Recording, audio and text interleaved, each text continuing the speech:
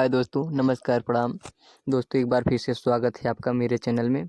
दोस्तों आज हम आप सभी के लिए स्पेशल लोकगीत लाए हैं, जो कि दोस्तों ये गाना ट्रैक पर है और वो ट्रैक है जान मारे गोरकी के काला काला घाघरा। तो चलो दोस्तों अपने गाने की तरफ चलते हैं, देखते हैं अपना गाना क्या है। दोस्तों वीडियो शुरू करने से पहले मेरा छोटा सा रिक्वेस्ट है, अगर आप मेरे चैनल पर नए हैं तो मेरे चैनल को लाल बटन दबाकर सब्सक्राइब करें और साथ में घंटी को दबाना ना भूलें, क्योंकि दोस्तों मैं अपने इस चैनल के माध्यम से रोज़ हिट से हिट गाना लेके आता रहता हूँ। ऐसे दोस्तों अगर आप सब्सक्राइब कर लेते हैं तो सबसे पहले आप तक पहुँचेगा और सबसे पहले आप देखने को पाएंगे। और अगर दोस्तों गाना भी चाहते हैं तो आप गा भी सकते हैं सबसे पहले स्टूडियो जाके। तो चलो दोस्तों हम इसको गा के सुना देते हैं कैसा गाया जाएगा।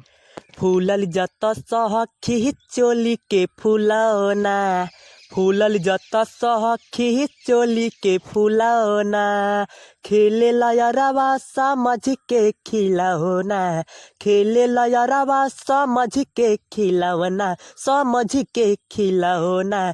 फूलल जत सखी चोली के फूलौना, फूलल जत सखी चोली के फूलौना।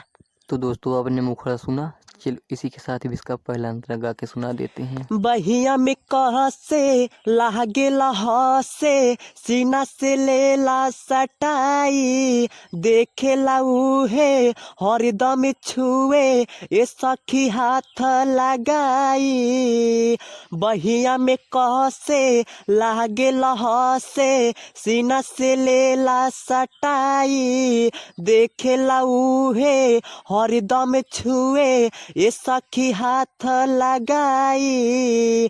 पकड़ी कमरिया समझ के फूलौना, फूलल जत सखी चोली के फूलौना, फूलल जत सखी चोली के फूलौना, खेले लयरवा समझ के खिलौना, खेले लयरवा समझ के खिलौना, समझ के खिलौना।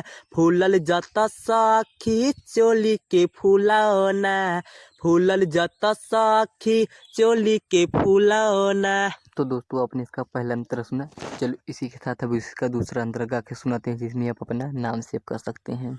हमके न छोड़े जब ऊ पकड़े, देला हा चोली गुदी गुदाई, अंकित केला सटल रहेला, हटे न के तनो हटाई।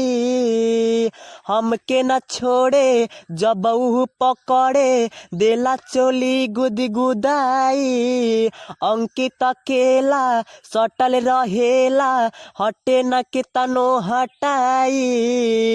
आती से अमन खातिर इहे बा फूलौना, फूलल जत सखी चोली के फूलौना, खेले लयरवा समझ के खिलौना, खेले लयरवा समझ के खिलौना, समझ के खिलौना।